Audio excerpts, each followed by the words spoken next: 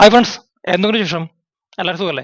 അപ്പോൾ സാംസങ് എന്ന ബ്രാൻഡിന്റെ ഏത് ഫോൺ എടുക്കണം എന്ന് ഒരുപാട് പേര് കമന്റ് ആയിട്ടും മെസ്സേജ് ആയിട്ടും ഒക്കെ ചോദിച്ചുകൊണ്ടിരിക്കുന്നുണ്ട്. ഞാൻ എൻ്റെ ഒരുവിധം എല്ലാ വീഡിയോയിലും പറയുന്ന കാര്യമാണ്, സാംസങ് എന്ന ബ്രാൻഡിന് ഗംഭീര ഒരു ഫാൻ ബേസ് ഉണ്ട്. എന്തൊക്കെ സംഭവിച്ചാലും സാംസങ് ഫോൺ മാത്രം എടുക്കുള്ളൂ എന്ന് പറയുന്ന ഒരു കൂട്ടം ആൾക്കാരുണ്ട്. അത് തൊട്ട് മുൻപത്തെ സാംസങ് ഫോൺ അടിച്ചുപോയി, CPU complaint, mother board complaint ആയിട്ട് അടിച്ചുപോയി, കുറെ കാശ് പോയാലും സാംസങ് മാത്രം എടുക്കുള്ളൂ എന്ന് പറയുന്ന അത്രയും ഭയങ്കരമായിട്ട് സാംസങ് എന്ന ബ്രാൻഡിനെ ഇഷ്ടപ്പെടുന്ന ഒരുപാട് പേരുണ്ട്. അപ്പോൾ അതുകൊണ്ടായിരിക്കാം ഏത് ഫോൺ എടുക്കണം ഒരുപാട് പേര് കൺഫ്യൂഷൻ ഉണ്ട്. അപ്പോൾ ഒരു മൊബൈൽ ഫോൺ ടെക്നീഷ്യൻ എന്ന നിലയ്ക്ക് ഈ മൊബൈൽ ഫോൺ കഴിച്ച് പൊളിച്ച് റിപ്പയറിംഗ് ചെയ്യുന്ന ഒരാളെന്ന നിലയ്ക്ക് എൻ്റെ ഒരു അഭിപ്രായം ഞാൻ പറയണം. എനിക്ക് ഇഷ്ടപ്പെട്ട കുറച്ച് ഫോൺസ് ആണ് പറയുന്നത്. പിന്നെ എന്താ പറയുക, 30,000 രൂപ, ഒരു 28-30,000 രൂപ മുതൽ ഒരു 50,000 രൂപ, ആ ഒരു പ്രൈസ് റേഞ്ചിനകത്തുള്ള ഒരു 3-4 ഫോൺ മാത്രം ഞാൻ ഇതിനകത്ത് ഉൾപ്പെടുത്തിയിട്ടുള്ളൂ. ആ ഫോണിനകത്ത് ഏത് ഫോൺ എടുക്കുന്നത് ബെറ്റർ, അതായത് Samsung A55, A35 5G, S23 FE 5G, S23, ഈ 4 ഫോണിൽ ഒരു ബെറ്റർ ആയിട്ടുള്ള ഫോൺ ഏതാണെന്നാണ് ഞാൻ പറയുന്നത്. എൻ്റെ ഒരു അഭിപ്രായത്തിലാണ് പറയുന്നത്. പിന്നെ ഫോൺ വാങ്ങിക്കുന്നതൊക്കെ നിങ്ങളുടെ സ്വന്തം തീരുമാനത്തിലായിരിക്കണം. എൻ്റെയോ അല്ലെങ്കിൽ മറ്റു യൂട്യൂബേഴ്സിൻ്റെയോ അഭിപ്രായം കേട്ടിട്ട് നിങ്ങൾ ഒരു കാരണവശാലും ഫോൺ വാങ്ങിക്കരുത്. പൈസ കൊടുക്കുന്നത് നിങ്ങളാണ്. നിങ്ങളുടെ പൈസയ്ക്ക് നല്ല വാല്യൂ ഉണ്ട്. അപ്പോൾ നിങ്ങൾ ഡെമോ ഉപയോഗിച്ച് നോക്കി നിങ്ങളുടെ കംഫർട്ടബിൾ ആയിട്ടുള്ള ഫോൺ എടുക്കുക. മറ്റുള്ളവർ വാക്ക് കേട്ട് പരമാവധി ഫോൺ എടുക്കാണ്ടിരിക്കുക. അത് പറയുന്നത് ഞാൻ ജസ്റ്റ് എൻ്റെ അഭിപ്രായം മാത്രമാണ്. നമുക്ക് റിപ്പയറിംഗ് ഷോപ്പ് ആയതുകൊണ്ട് നമ്മുടെ ഷോപ്പിനകത്ത് വരുന്ന കസ്റ്റമേഴ്സ് ഫീഡ്ബാക്കിൻ്റെ ഭാഗത്തു നിന്നും വർക്കിൻ്റെ ഒരു ഒരു അടിസ്ഥാനത്തിലാണ് പറയുന്നത് കേട്ടോ. പിന്നെ വേറൊരു കാര്യം പറയാനുള്ളത്, സാംസങ്ങിന്റെ ഫോണുകൾക്ക് കൃത്യമായിട്ടുള്ള ഒരു വിലയില്ല.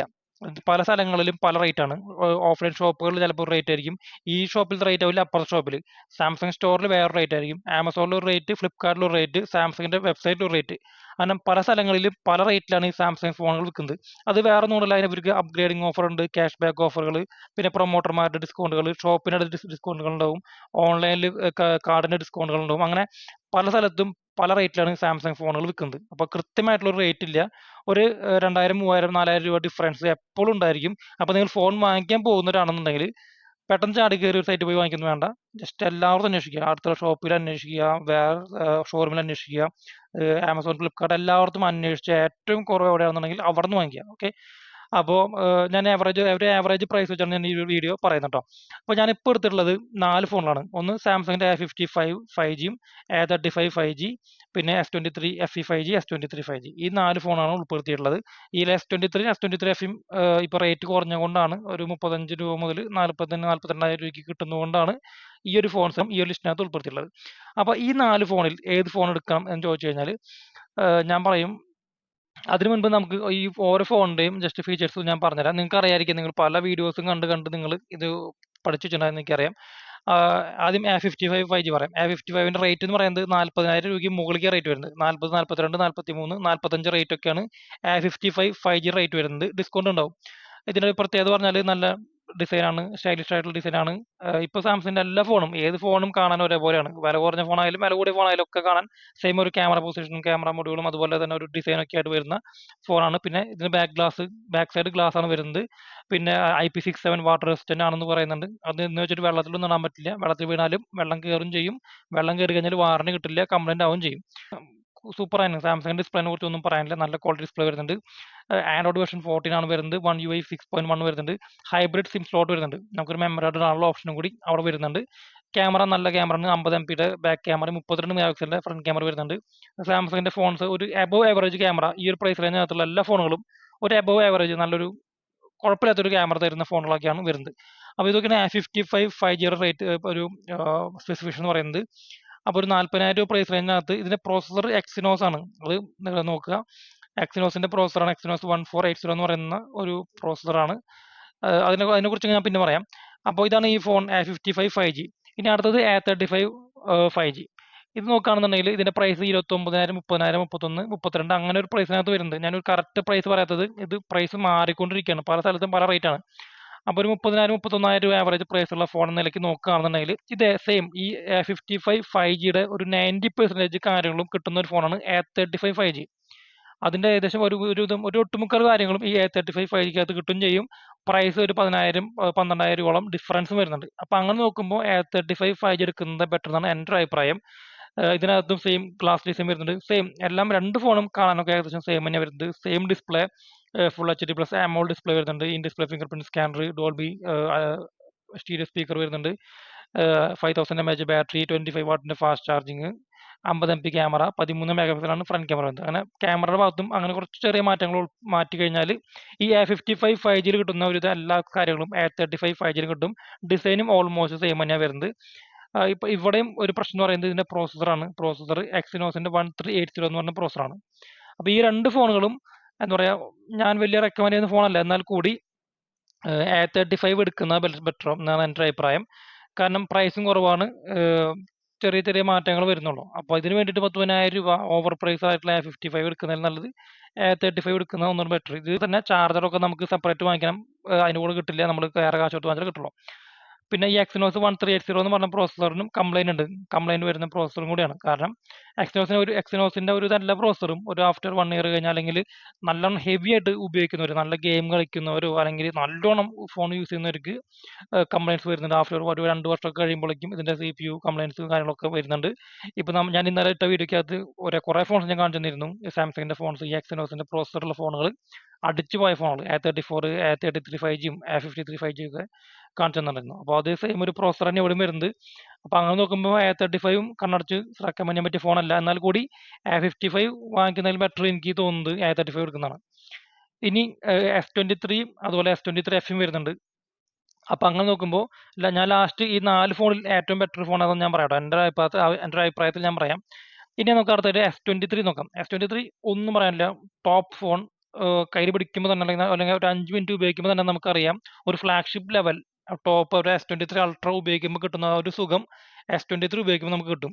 വളരെ ചെറിയൊരു ഫോണാണ്, ഒരു കോമ്പാക്ട് ഫോൺ. 6 ഇഞ്ച് ഒക്കെ സ്ക്രീൻ വരുന്നു, 6.1 ഇഞ്ച് ഒക്കെ സ്ക്രീൻ വരുന്നുള്ളൂ. അപ്പോൾ നമുക്ക് ഇപ്പോൾ ചെറിയ ചെറിയ ഫോണിൽ ഇറങ്ങുന്നത് കുറവാണ്.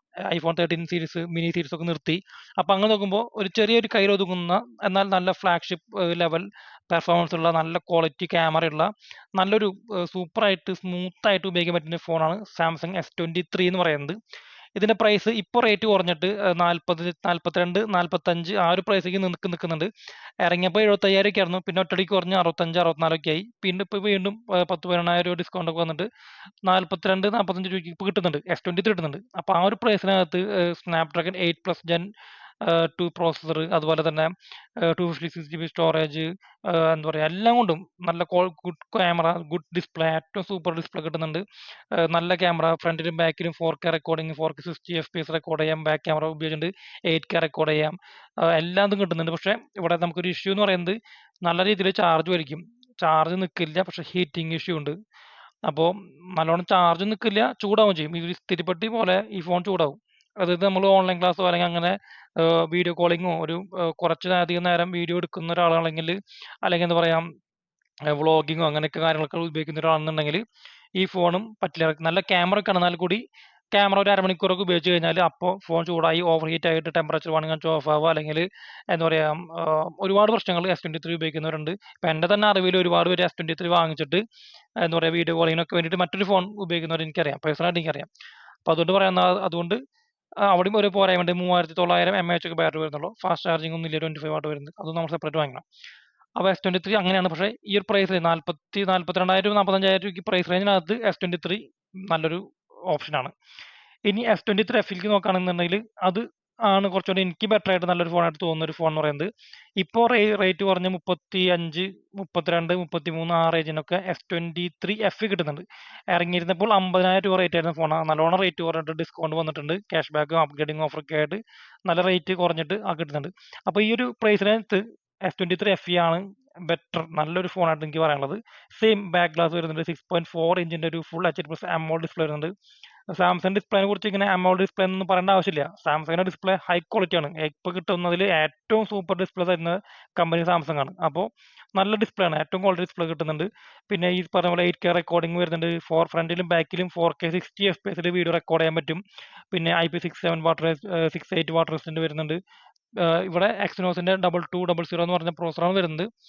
4500 mAh battery, 25 what fast charging കാര്യങ്ങളൊക്കെയാണ് വരുന്നത്. അപ്പോൾ ഇതൊക്കെയാണ് A55, A35, S20, S23 FE ഈ 4 ഫോണിനെ കുറിച്ചുള്ള സ്പെസിഫിക്കേഷൻ എന്ന് പറയുന്നത്. ഇനി എന്നോട് ഒരാൾ പേഴ്സണലായിട്ട് ചോദിക്കുകയാണ്, ഇതിൽ ഏത് ഫോൺ എടുക്കുമെന്ന് ചോദിച്ചു കഴിഞ്ഞാൽ ഞാൻ പറയും, നിങ്ങൾ ഓഫ്ലൈൻ ഷോപ്പുകളിലൊക്കെ പോയിട്ട് വാങ്ങിക്കാൻ പോകുന്നതാണെന്നുണ്ടെങ്കിൽ നിങ്ങൾക്ക് വലിയ കാര്യമായിട്ട് ഗെയിം കളിയോ അല്ലെങ്കിൽ ഒന്നുമില്ല, ജസ്റ്റ് സാധാരണ യൂസിങ് ആണ്. വാട്സപ്പ് ഡെയിലി കാര്യങ്ങൾ, വാട്സപ്പ്, യൂട്യൂബ്, ഫേസ്ബുക്കിൽ നോക്കിയിരിക്കുക, ഇൻസ്റ്റാഗ്രാം റീൽസ് കാണാം, അത്യാവശ്യം നല്ല കുഴപ്പമില്ലാത്ത ക്യാമറ ഫോട്ടോസും വീഡിയോസ് ഒക്കെ എടുക്കുക അത്രയ്ക്കേ ഉള്ളൂ എന്നുണ്ടെങ്കിൽ A35 എടുക്കുക. A55ലേക്ക് പോകണ്ട, ആ ഒരു പ്രൈസിനകത്തേക്ക് പോകണ്ട. ഇനി ആ ഒരു പ്രൈസിലേക്ക് പോവുകയാണെന്നുണ്ടെങ്കിൽ നിങ്ങൾ S23 എടുക്കുക.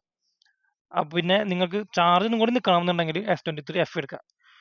അപ്പോൾ A35ഉം S23F ആണ് ഞാൻ പേഴ്സണലി റെക്കമെൻഡ് ചെയ്യുക. A35 ഞാൻ റെക്കമെൻഡ് ചെയ്യുന്ന ഫോണൊന്നുമല്ല, എന്നാൽ കൂടി വേറെ ഓപ്ഷൻ ഇല്ല. നിങ്ങൾക്ക് സാംസങ് മാത്രം മതി എന്നുണ്ടെങ്കിൽ അതെടുക്കുക. വേറെ ബ്രാൻഡ് വേണമെന്നുണ്ടെങ്കിൽ ഇതിനെക്കാളും സൂപ്പർ ഫോൺ കിട്ടും കേട്ടോ.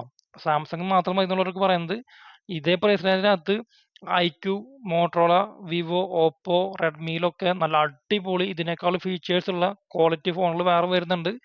പക്ഷേ സാംസങ് മതി എന്നുള്ളവർക്ക് പറയുകയാണെങ്കിൽ A35 എടുക്കാം ഓഫ്ലൈൻ ആണെങ്കിൽ. ഇനി അതല്ല നിങ്ങൾക്ക് ബഡ്ജറ്റ് ഉണ്ട് എന്നുണ്ടെങ്കിൽ S23F എടുക്കാം. S23ലേക്ക് പോകണമെന്ന് ഞാൻ പറഞ്ഞില്ല. S23 നല്ല ഫോണൊക്കെ തന്നെയാണ്, എന്നാൽ കൂടി S23F മതി. കാരണം അതിനകത്ത് കുറച്ചുകൂടി ബാറ്ററി സെയിം ക്യാമറ ഈ S23 കിട്ടുന്നതിൽ ഒരു 90% എല്ലാതും S23Fയിലും കിട്ടും. പ്രൈസും ഒരു 10-15,000 കുറവാണ്. അപ്പോൾ ഒരു 30-35,000 രൂപയ്ക്ക് S23F കിട്ടുകയാണെന്നുണ്ടെങ്കിൽ നല്ലത് അതാണെന്നാണ് എൻ്റെ ഒരു അഭിപ്രായം. വേറെ ഫോൺസ് ഇല്ല. പിന്നെ ഞാൻ ഇതിനകത്ത് സാംസങ്ങിന്റെ F സീരീസും M സീരീസും ഉൾപ്പെടുത്തിയിട്ടില്ല കേട്ടോ. കാരണം ഞാൻ ആർക്കും റെക്കമെൻഡ് ചെയ്യാറില്ല. സാംസങ്ങിന്റെ F സീരീസിലും M സീരീസും പൊതുവെ എനിക്ക് ഒരു നല്ല ഫോണായിട്ട് തോന്നിയിട്ടില്ല. നിങ്ങൾക്ക് വാല്യൂ ഫോർ മണി ആണ്, നിങ്ങൾ സ്പെസിഫിക്കേഷൻസ് ഒക്കെ നോക്കിയിട്ട് ഫോൺ വാങ്ങിക്കുന്നവരാണെന്നുണ്ടെങ്കിൽ നിങ്ങൾക്ക് എടുക്കാം. F55, M55 കുറേ ഫോണുകൾ ഇറങ്ങുന്നുണ്ട്. ഞാൻ ആരോടും പേഴ്സണലി ഞാൻ F സീരീസിലെ ഫോൺസ് അല്ലെങ്കിൽ M സീരീസിലെ ഫോണുകളും റെക്കമെൻഡ് ചെയ്യാറില്ല. അപ്പോൾ ഇതൊക്കെയാണ് എനിക്ക് ഈ പറയുന്ന 3-4 ഫോണുകൾ സാംസങ്ങിനെ കുറിച്ചുള്ള ഒരു അഭിപ്രായം എന്ന് പറയുന്നത്. നിങ്ങളുടെ അഭിപ്രായം പറയും. നിങ്ങൾക്ക് ഏത് ഫോൺ നിങ്ങൾ ഇപ്പോൾ എടുക്കും?